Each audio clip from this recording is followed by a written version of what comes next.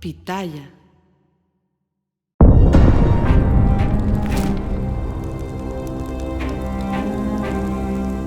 Hola, soy Anabel Hernández, periodista de investigación. Bienvenidos al 5º episodio de Narcosistema. No se olviden que nos pueden escuchar o seguir a través de Spotify o donde quiera que escuchen podcast.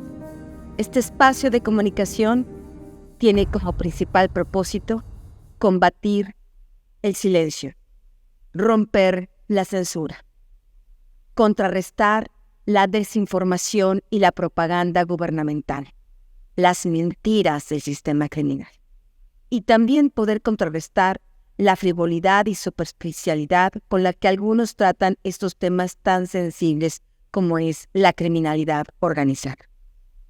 He seguido con atención, de verdad, muchos de los mensajes que dejan cada semana. De verdad se los agradezco profundamente. Gracias por la retroalimentación. Y quiero hacer mención a un mensaje muy particular que realmente me llegó, me cimbró. Estamos hablando de un miembro de nuestra audiencia que dejó un mensaje y habla de que su hermano Roberto era auditor fiscal federal en aquella época donde estaba el Negro Durazo, este símbolo de la corrupción policíaca en México, ¿no? Un García Luna, pero de los de antes, ¿no? Y su hermano fue brutalmente torturado y asesinado. Roberto, este auditor fiscal federal, durante varios días estuvo desaparecido hasta que su padre pudo encontrarlo en una morgue, en un estado realmente terrible en que se encontraba. Como ocurrió con el caso de mi padre, esta familia nunca pudo saber exactamente qué fue lo que pasó con este hermano suyo, que era una persona, por lo que entiendo, honesta y que simplemente estaba haciendo su trabajo. Este miembro de la audiencia me preguntaba de qué manera podía esta persona tratar de reconstruir y averiguar qué fue lo que realmente pasó con este hermano suyo, Roberto. Entiendo la situación frustrante que se puede vivir. Yo me abrí con ustedes y platiqué lo de mi padre en este espacio que estamos construyendo entre nosotros. Y realmente yo creo que una de las peores cosas que puede pasar para una persona es, en primer lugar, la desaparición. En segundo lugar, no saber en ese momento dónde está la persona que amamos, que queremos, no imaginarnos cualquier tipo de atrocidades que les pueden estar ocurriendo sin poder hacer nada, con este sentimiento de impotencia. Y después saber que está muerto y no tener oportunidad de tener justicia. Justicia es la palabra clave de este sistema criminal. Esta justicia que impiden a toda costa. Esta justicia que bloquean. No solo de ahorita, estamos hablando, como lo hemos dicho durante ya los primeros episodios, de un sistema criminal que existe desde hace muchísimo tiempo.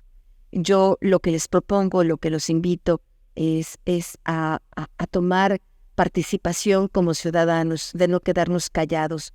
Hay muchos crímenes que por desgracia ocurren a nuestro alrededor o a personas muy queridas que no podemos resolver. No creo en quien toma la justicia por propia mano. Nunca he creído en eso.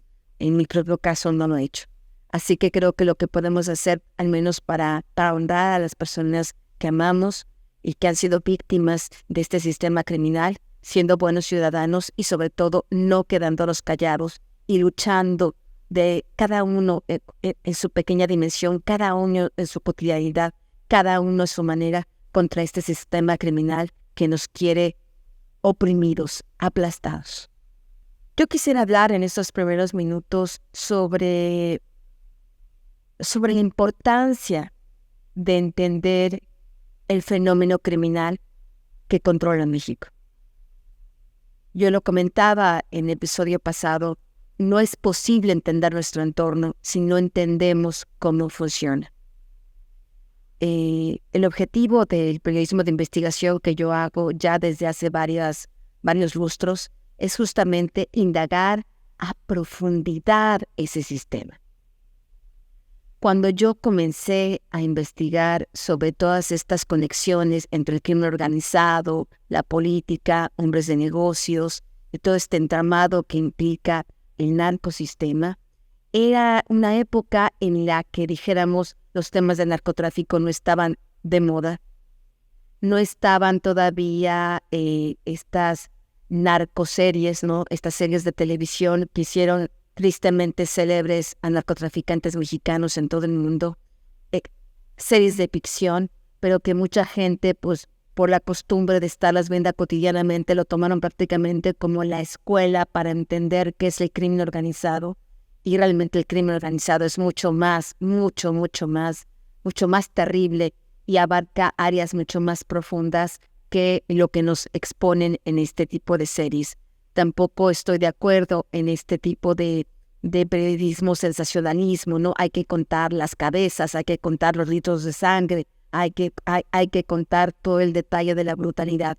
Para mí siempre ha sido muy importante poder indagar a fondo el por qué y quiénes colaboran para este baño de sangre y para esta danza de los muertos y para este horror en el que viven millones de familias en este país. Solo hay que asomarse a lo que está pasando en Chiapas, en esta guerra entre carteles, donde el gobierno es parte de esta guerra. Justamente uno de los próximos episodios que estoy preparando con documentos, con cartas que me han enviado algunos integrantes de incluso algunos carteles de la droga ahí en Chiapas, explicando cuál es la génesis del infierno que están viviendo decenas de comunidades indígenas que incluso han tenido que ser obligadas a desplazarse de los lugares donde viven.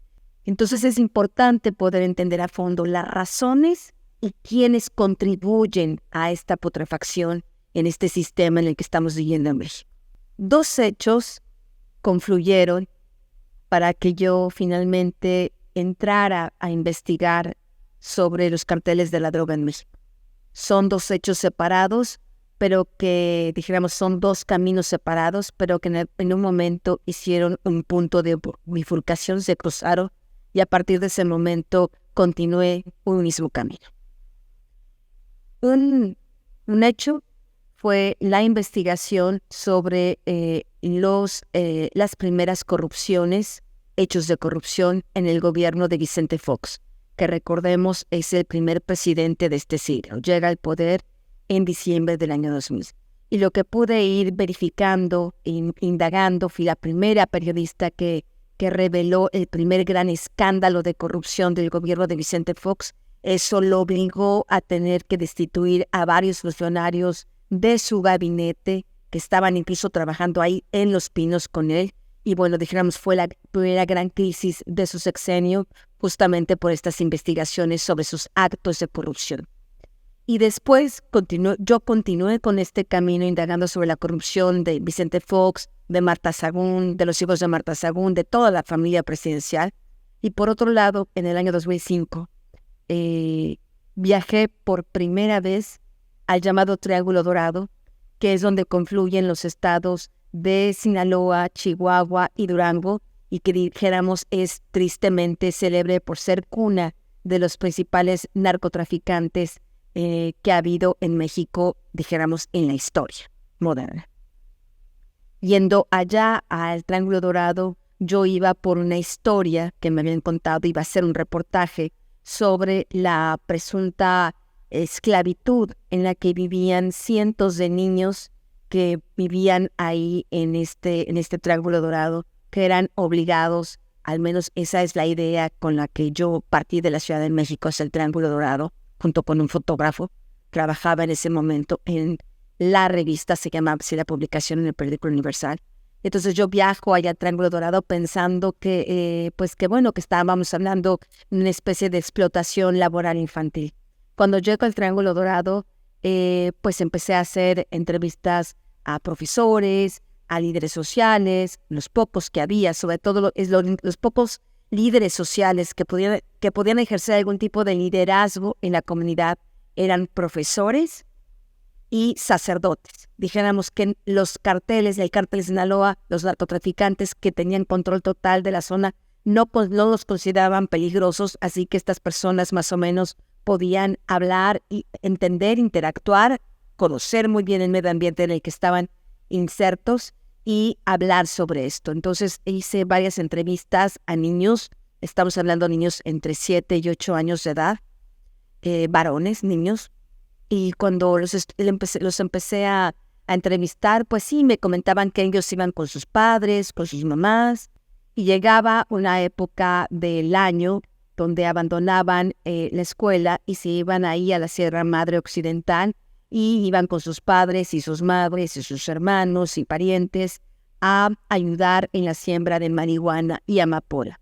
Después regresaban por algunas semanas, meses a la escuela y después volvían a interrumpir sus estudios para ir a lo que es la cosecha de la marihuana y después lo que era en ese tiempo rayar la amapola. Los niños son útiles para este criminal oficio porque por su corta estatura, con una pequeña navaja como de rasurar, van tallando, van haciendo una pequeña cruz en el bulbo de la amapola. De ahí sale la goma y con esta goma pues se produce heroína y otras drogas. Entonces dijéramos que por eso se ocupaban a los niños de esta corta edad en ese tipo de oficios ilegales. Por supuesto, cuando yo platicaba con los niños, ellos platicaban de esto pues con la misma naturalidad que un niño en Veracruz ayuda a sus padres a pescar, o que en Oaxaca ayuda a sus padres a sembrar frijol o maíz. O sea, para estos niños realmente su concepción de que eso era ilegal era imposible.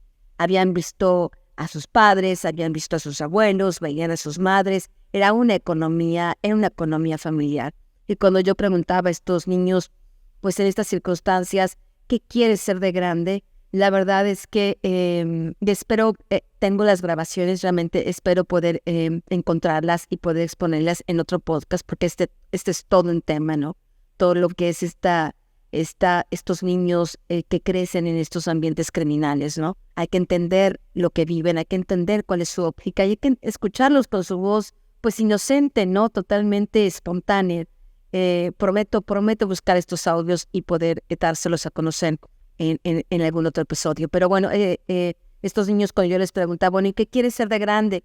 Para ellos su sueño era ser como Joaquín Guzmán Loera, como Rafael Caro Quintero, porque es ahí la cuna, y justamente en el Triángulo Dorado, donde crecieron este tipo de narcotraficantes. El propio, no olvidemos, Ismael El Mayo Zambada, del que nos hemos ocupado en los primeros episodios. Entonces realmente era para mí muy frustrante, muy triste escuchar a estos niños que esa era su única visión de futuro, ¿no? Eso nos tiene que hacer reflexionar por qué estamos donde estamos, ¿no?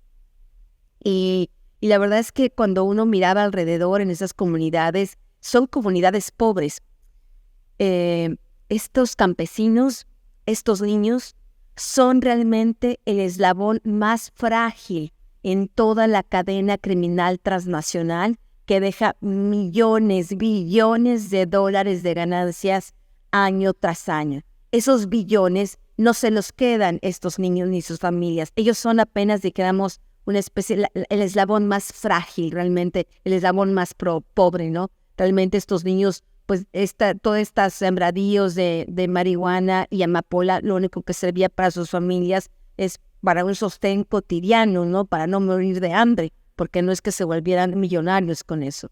Estando ahí en el Triángulo Dorado es cuando supe que hace no mucho tiempo, el Chapo Guzmán fue uno de estos niños, algunos descalzos, malnutridos, que ayudaba a su padre en la siembra y cosecha de estas drogas ilegales. Recuerdo que cuando regresé con el fotógrafo a la Ciudad de México, pues pasaron muchas horas de autobús para poder llegar a la primera ciudad y poder tomar un aeropuerto para viajar a la Ciudad de México de regreso. Y recuerdo la verdad que iba llorando porque estos niños, en realidad, aunque ellos no lo notaran de esta manera, no percibieran su realidad de esta manera, en realidad sí estaban siendo explotados. y muchos de estos niños, y lo supe por sus padres, por los profesores, por los sacerdotes, muchos de estos niños morían ahí en la montaña porque morían por insolación o morían por estar en contacto directo con los pesticidas que después se arrojaban a estas drogas naturales, a estos sembradíos, para que pues evitar herbicidas, ¿no? Para evitar plagas y para ayudar a que la cosecha ilegal se diera bien. Muchos de estos niños morían ahí en los sembradíos colaborando con sus padres. Y la verdad que era muy frustrante pensar que esos niños estaban en esas circunstancias. Con los años lo que fue pasando es que después estos niños comenzaron a ser reclutados como sicarios. Otros niños ahora son reclutados como halcones. Otros niños son víctimas de explotación sexual infantil por organizaciones criminales que a su vez son protegidas por los grandes carteles de la droga. Y otros niños, y es un tema del que no se habla y que también prometo y tengo ya en mi lista, en mi programación, poder hablar sobre esto. De lo que no se habla, es un tema prohibido, es un tema que el gobierno no quiere hablar ni reconocer, que es el tráfico de órganos que existe en México. No solo, sobre todo de muchos de los migrantes que entran por México, por la frontera sur, que quieren cruzar por México hacia Estados Unidos. Como sabemos, muchos de ellos desaparecen, y lo cierto es que, y tengo informes de la Sedena, de la Secretaría de Defensa Nacional, que muchos de estos niños, hombres y mujeres, pues nunca llegan a sus destinos, desaparecen porque son usados para el tráfico de órganos. Estamos hablando realmente de una situación muy, muy lamentable, y justamente es en gran parte por esos niños, por esas historias, que decidí involucrarme mucho más de fondo en estas investigaciones y entender qué podía haber hecho que un niño como ese un día se convirtiera en un Chapo Guzmán, que según el gobierno de México en aquel momento, de Vicente Fox, decía que era casi un genio del crimen, ¿no? Que no lo atrapaban pues porque era muy hábil para esconderse y porque los campesinos y las comunidades lo protegían, ¿no? Y justamente llego a la Ciudad de México y comienzo a indagar y me doy cuenta pues que el Chapo Guzmán era un hombre prácticamente analfabeta. Nunca terminó la primaria, nunca pasó del tercero de primaria, justamente por este fenómeno de estar entrando y saliendo en el ciclo escolar para participar con su familia en nuestros campos ilegales. Por eso nunca pudo avanzar en sus estudios. Imaginemos tantos decenas de cientos de niños que quedaron justamente en esa misma circunstancia que el Chapo Guzmán. Y pude al final descubrir que no es que el Chapo Guzmán fuera un genio del crimen, sino que había todo un gobierno, todo un sistema, policías, militares, empresarios, que dijéramos ayudaban al Chapo Guzmán. Ya el Mayo Zambada, recordemos que el Mayo Zambada siempre estuvo arriba del Chapo Guzmán, siempre escondido tras la figura del Chapo Guzmán, que nos ayudaron realmente a que fuera el cártel de Sinaloa la organización criminal más poderosa del mundo. Y es justamente ese sistema criminal, estas complicidades, lo que realmente me ha interesado más descubrir. Justamente poco después del primer reportaje que publiqué sobre estos niños que rayan la amapola, así se llamó el reportaje, comencé realmente a buscar informantes que pudieran hablarme de esto. Recuerdo que me reuní varias veces con un general que había sido mi informante en otros temas de corrupción, etcétera, etcétera, pero que ahora este general yo comencé a preguntarle sobre temas de narcotráfico, y me recuerdo que me dijo, que me preguntó así como muy suspicaz mirándome, ¿no? Como diciendo, ¿tú tienes hijos? Y pues yo le respondí, sí tengo hijos. Y dice, ¿por qué no mejor te ocupas de tus hijos y te quedas cuidando tu casa? Este tema de narcotráfico no es para mujeres. Y pues imaginarán cuál habrá sido mi sorpresa ante esta respuesta, ¿no? Pero pues como soy, insistí insistí con el general, porque yo entendía que en general sabía cómo era ese mundo, no solo porque era un general de división importante, sino porque me daba la impresión de que él conocía perfectamente parte justamente de este engranaje. Y es así como finalmente un día el general me dijo, bueno, si realmente quieres entender este mundo, te ayudo. Y es justamente este general quien me comenzó a ayudar a abrir todo este juego de puertas para ir entrando hasta que después un informante, a través de otro informante y otro informante y otro informante, y a través de los años de insistir en tratar de entender este mundo, es que pude penetrar totalmente ese, dijéramos, mundo del crimen organizado del que poco realmente se conoce a profundidad. Si alguien me preguntara hoy, por ejemplo, Anabel Hernández, ¿dónde vives? Me lo pregunto constantemente. ¿Dónde vivo? Y la verdad es que la mayor parte del tiempo, la mayor parte de mi vida, vivo en ese submundo criminal.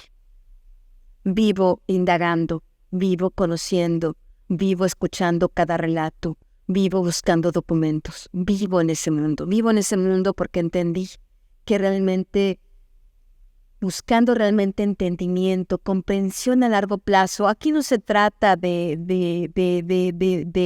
dar la noticia simplemente ya, no se trata de realmente lograr el entendimiento profundo. Y eso es lo que justamente yo quiero poder llevarlos conmigo poco a poco a través de este podcast, episodio tras episodio, que vayan bajando conmigo, que vayan acompañándome, que un día, no sé, estemos caminando juntos en esa vereda para llegar realmente a entender y poder transmitirles y que puedan ver lo que yo veo, lo que yo he visto. Creo que se necesita ver lo que yo he visto, escuchar lo que yo he escuchado, entender lo que he entendido, para entender realmente en qué situación está México, para entender cuál es el peligro inminente que hoy existe en México. Entonces, es por eso que vivo, dijéramos, en este submundo. Es un submundo que está en sus narices, que está debajo de sus pies, pero como no tenemos las herramientas, muchas personas no tienen las herramientas para entenderlo, para verlo, entonces pareciera que pasa desapercibido, pareciera que todo simplemente es un mundo de casualidades, y no, todo esto que pareciera una casualidad en realidad es parte de un engranaje criminal muy complicado. México se ha convertido en una sede de poderes criminales muy, muy peligroso, no solo para nosotros como ciudadanos, sino yo diría honestamente para el mundo. En México están confluyendo muchos poderes, muchas organizaciones criminales que encuentran en México su paraíso. No solo me refiero ya a carteles de la droga, sino a algunas organizaciones terroristas colombianas, algunas organizaciones terroristas de África que comienzan a encontrar terreno fértil en México, imaginemos, para irse aliando también con los carteles de la droga. O sea, estamos aquí sentados en un polvorín y es importante que lo entendamos de una vez por todas. Justamente de eso habla este capítulo, este episodio número 5, de este polvorín. Estamos ante una inminente dictadura del narcosistema. Comenzamos. Hoy ese narcosistema está en una etapa crucial, importantísimo para su subsistencia. Este narcosistema que se fue gestando a través de décadas, a través de la complicidad de muchos funcionarios públicos, de muchos gobernantes, de muchos presidentes de la República, ¿no? Este narcosistema que fue madurando hasta ir apropiándose de diferentes partes de nuestra vida social, como México, de diferentes partes de nuestra economía.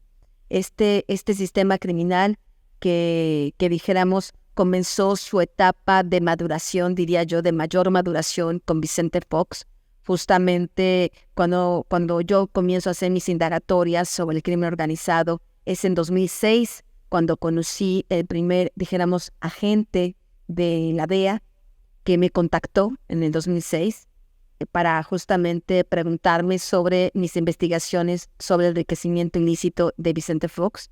Y fue justamente la primera vez que yo escuché directamente a un funcionario del gobierno de Estados Unidos diciéndome cara a cara que tenía información que un presidente de México, en ese tiempo Vicente Fox, había recibido un millonario soborno para dejar a escapar al Chapo Guzmán en el 2001. Y recordemos que es ahí cuando comienza la leyenda del Chapo Guzmán.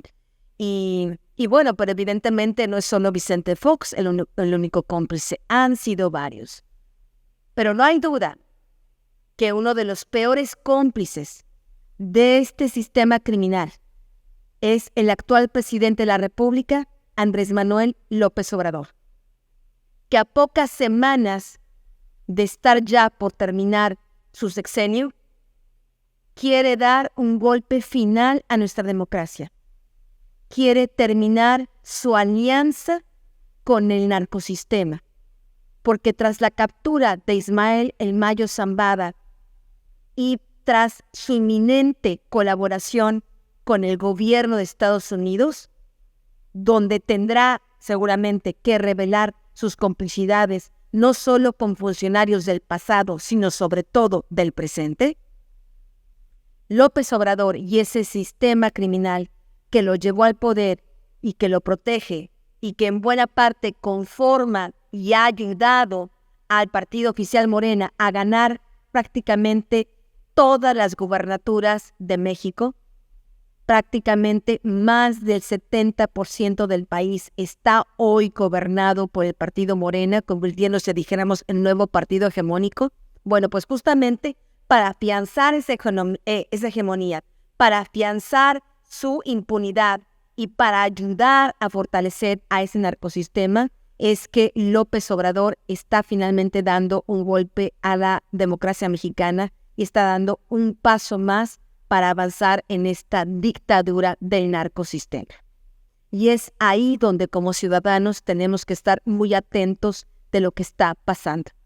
Como habíamos comentado en los capítulos anteriores, en los episodios anteriores, sí creo que es importante hacer un pequeño resumen de cómo están las cosas.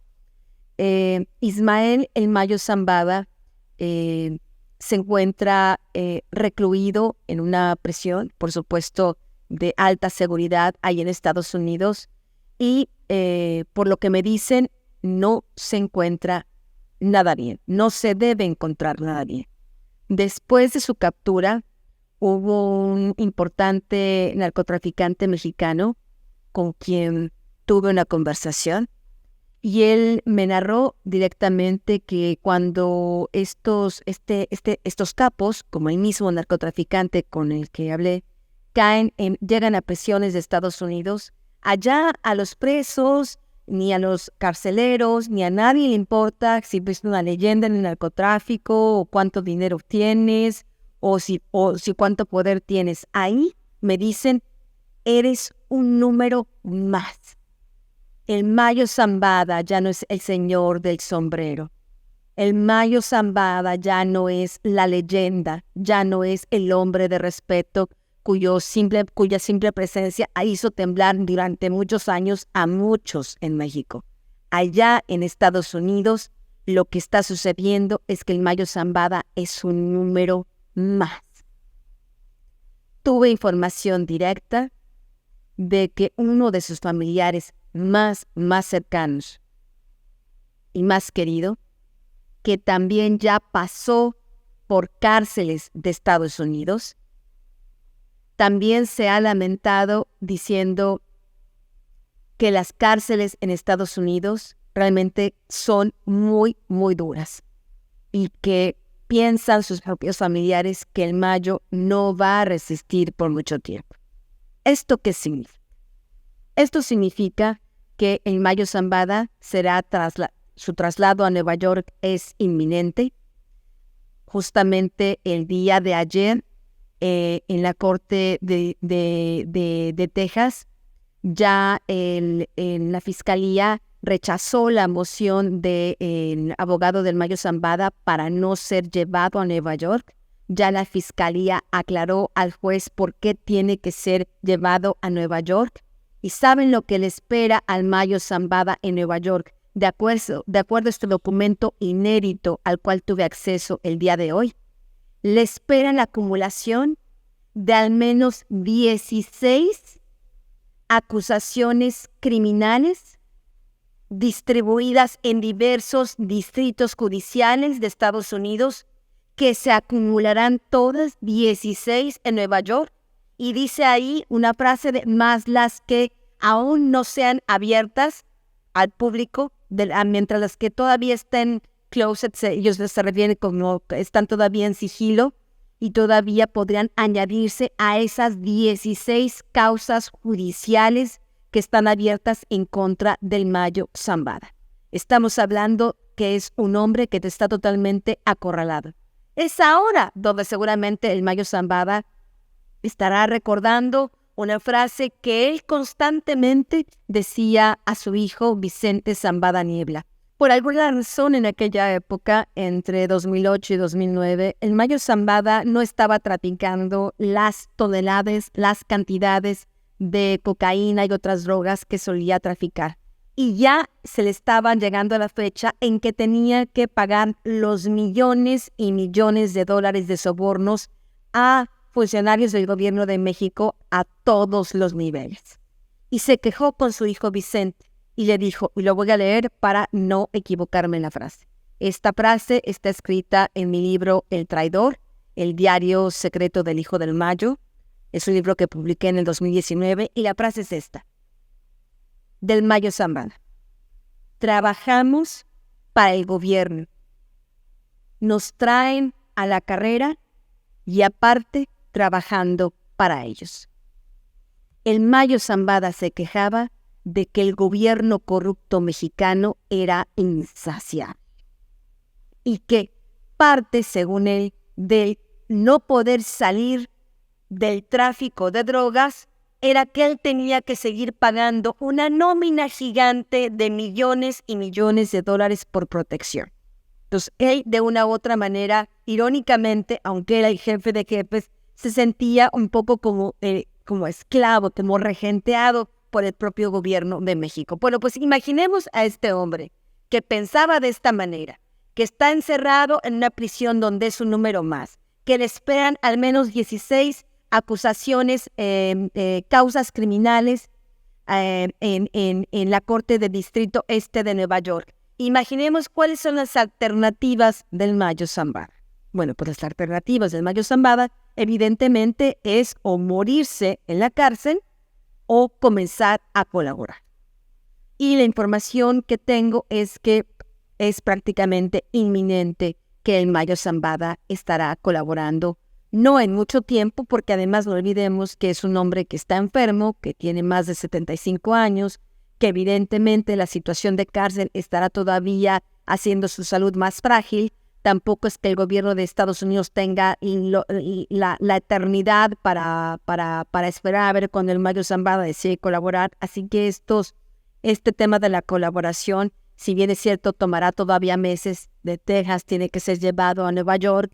Allá en Nueva York tendría que ser presentado ante el juez y ya ahí seguramente en la primera audiencia se declarará inocente y después es ahí cuando comenzarán las negociaciones. Pero imagino que no será un proceso demasiado largo, al menos estamos hablando más o menos de 9 meses, un año, que imagino estará finalmente concretándose este esquema de colaboración del Mayo Zambada. Mientras tanto, en México, por supuesto, que el gobierno es corrupto, pero no es idiota, entiende perfectamente cuál es su futuro inmediato.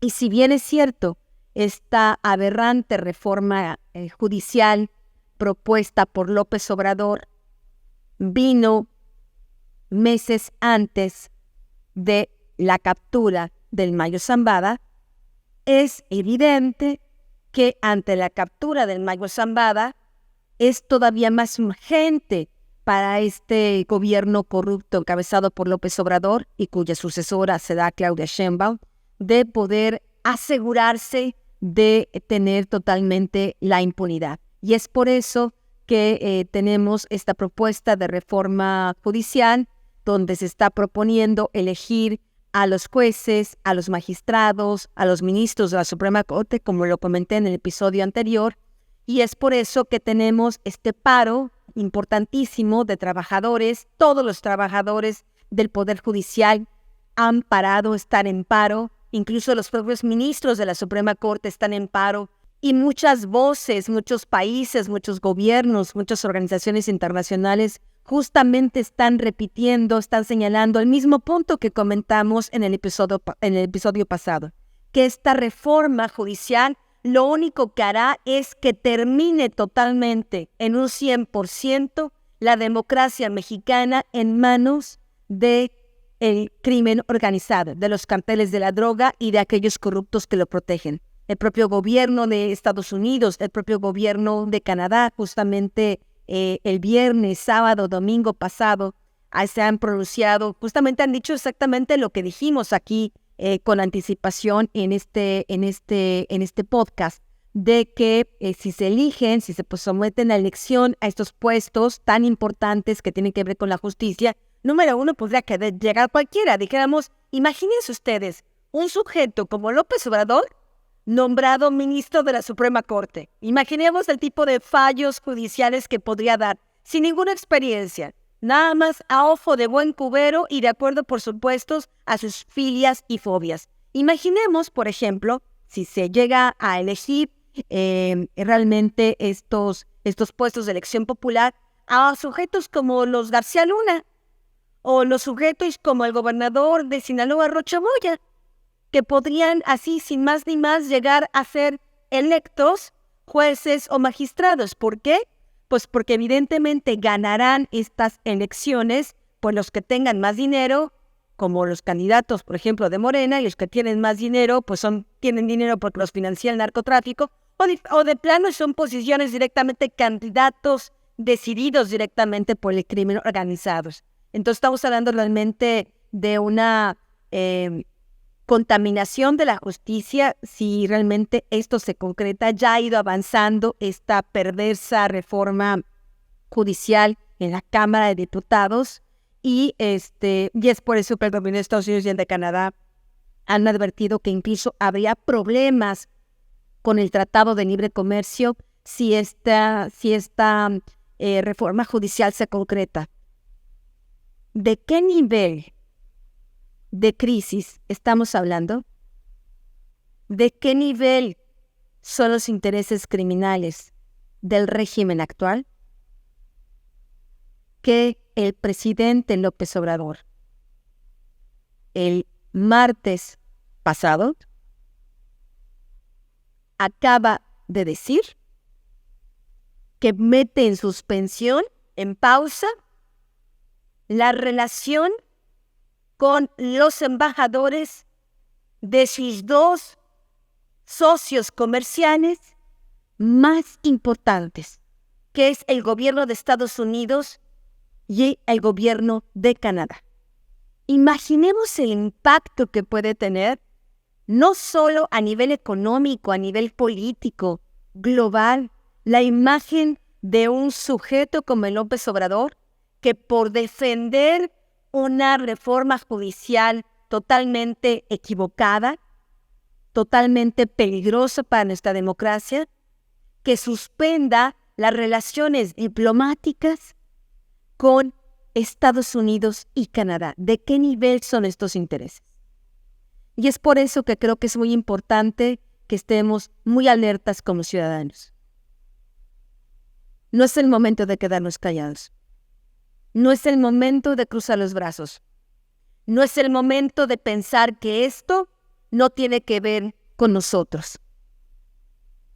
Esto que se está gestando, este narcosistema que se ha ido gestando y que ha convertido esclavos a niños ahí en el Triángulo Dorado, ahora esclavos a niños como sicarios, ahora esclavos a niños como mercancías de tráfico sexual, niños que no tienen ningún futuro. Así como existe este narcosistema que ha destruido eso, así está este narcosistema que está destruyendo a los que siembran limón y aguacate en Michoacán. así está destruyendo a cientos de comunidades en Chiapas, así está destruyendo estados, por ejemplo, como el de Guerrero, como el de Sonora, como el de Sinaloa, como el de Baja California, como el de Tamaulipas.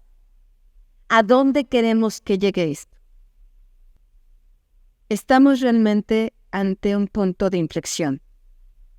Si no entendemos el momento que estamos viviendo hoy, no podremos entender a mediano y largo plazo qué será México. La candidata electa Claudia Sheinbaum,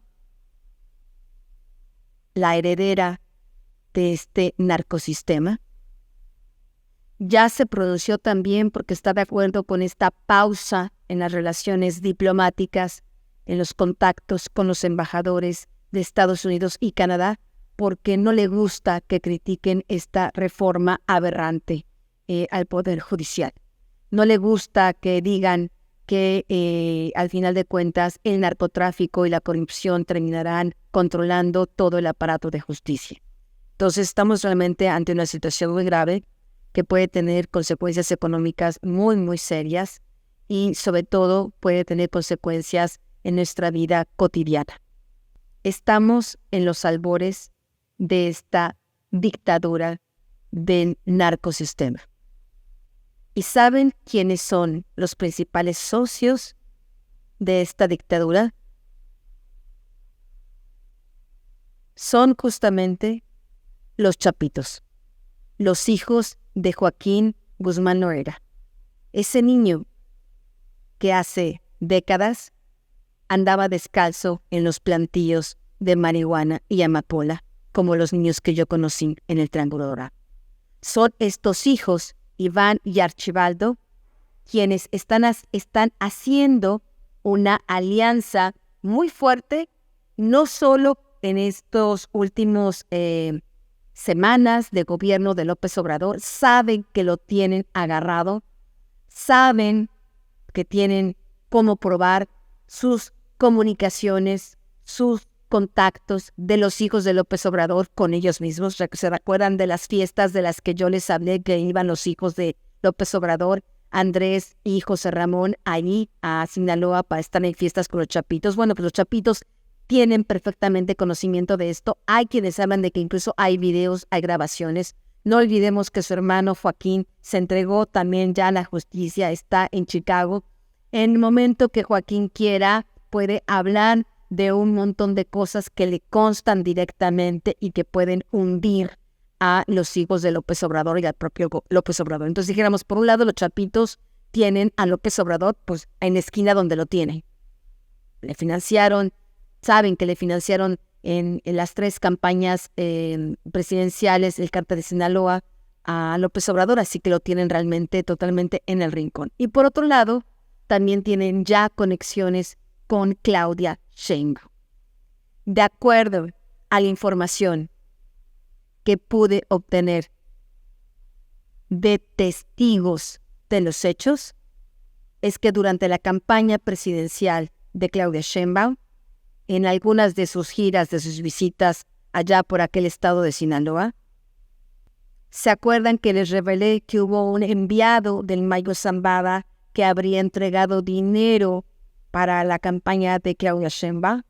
Bueno, pues después de que los chapitos conocieron de que la candidata presidencial de pronto tenía más contacto y más compromisos con el Mayo Zambada, me afirman que en una de estas giras que hizo la candidata presidencial, los chapitos le hicieron un alto en la carretera. Enviados de los chapitos la detuvieron y le dijeron que qué pasó, que cuando se reunía con ellos. El equipo de Claudia Sheinbaum se quedó realmente pasmado. Dicen que la propia señora se quedó realmente supuestamente incómoda. No esperaba que la pudieran abordar de esta manera tan directa y cuando quisiera. Y lo que señala que es la señora se comprometió es, sí, nos vamos a reunir, pero déjenme continuar mi camino. Estamos diciendo que realmente los chapitos habrían logrado tener conexión con Claudia Sheinbaum. Y no olvidemos que un importante colaborador de Claudia Sheinbaum, Omar García Harfuch, quien será el próximo secretario de Seguridad Pública Federal, también tiene viejos contactos con los chapitos. Cuando fue titular de la Agencia de Investigación Criminal en 2017, recibió un soborno de al menos $2 millones de esa organización criminal. Y esto ya lo sabe el gobierno de Estados Unidos porque es justamente un testigo colaborador de ese gobierno quien me lo comentó. Entonces estamos hablando realmente de que esta dictadura del narcosistema estaría la mancuerna entre lo que es el partido oficial Morena y esta parte, dijéramos la parte más violenta del cártel de Sinaloa, que son los chapitos. Los chapitos, un grupo criminal que tortura, un grupo criminal que extorsiona, un grupo criminal que mata, un grupo criminal que permite el tráfico de mujeres, la explotación de niños, un grupo criminal que controla muchos de los negocios legales e ilegales en las zonas donde operan. Entonces, estamos realmente hablando de un momento muy, muy peligroso para México, donde no podemos quedarnos con brazos cruzados. Y justo ahora, en el ocaso del gobierno de López Obrador, quien se asoció con el crimen organizado desde su primera campaña presidencial, el subcomandante Marcos, quien fue el ideólogo y vocero del Ejército Zapatista de Liberación Nacional, que en el año 1994, recordemos, inició un movimiento insurgente para exigir democracia, paz y justicia a los grupos indígenas en Chiapas. Bueno, pues el subcomandante Marcos ha descrito con precisión de dardo en el blanco a López Obrador en un escrito, en una carta fechada el 20 de agosto pasado. Y dice así: López Obrador tuvo el autoritarismo de Gustavo Díaz Ordaz, el nacionalismo de cartón piedra de Luis Echeverría Álvarez, es decir, el nacionalismo falso, la demagogia corrupta de José López Portillo, la mediocridad administrativa de Miguel de la Madrid, la perversidad de Carlos Salinas de Gortari, la vocación criminal de Ernesto Zedillo, la ignorancia enciclopédica de Vicente Fox, el militarismo y mecha corta de Felipe Calderón y la frívola superficialidad de Enrique Peña Nieto. Creo que muy pocas veces he escuchado una frase tan precisa para describir qué es lo que ha sido López Obrador y su nefasto legado. Esta dictadura criminal quiere tomar el poder en México bajo un argumento falso. López Obrador, Claudia Sheinbaum y el partido Morena se han asumido falsamente como una mayoría en México. Eso es mentira. Con el argumento de que supuestamente obtuvieron una aplastante mayoría de votos en las elecciones presidenciales pasadas, es que quieren imponer esta dictadura del narcosistema. Y tratando de imponer esta falsa mayoría, es que quieren silenciar a la ciudadanía. Están tratando de decir: nosotros somos más, nosotros somos la mayoría. Es la minoría la que no piensa como nosotros. Y se supone, de acuerdo a su distorsionada opinión, su distorsionado argumento, como las mayorías, se supone son las que ganan en una democracia, por eso ahora nos quieren imponer este régimen donde no exista más nuestra democracia y la independencia del Poder Judicial. Eso es falso. En las elecciones presidenciales pasadas, el listado nominal, es decir, el número de ciudadanos que podían salir a votar, era de 97 millones de personas. Estamos hablando que solo el 61% decidió ir a votar. El 39% de ese listado nominal decidió que ninguno de los candidatos ameritaba su voto. ¿Esto qué significa? Estamos hablando que Claudia Sheinbaum ganó la presidencia de la República con el 37% del 100% del listado nominal. ¿Dónde está el 63% de los ciudadanos que no votaron por ella? ¿Dónde está ese 63% de mexicanos que somos la mayoría?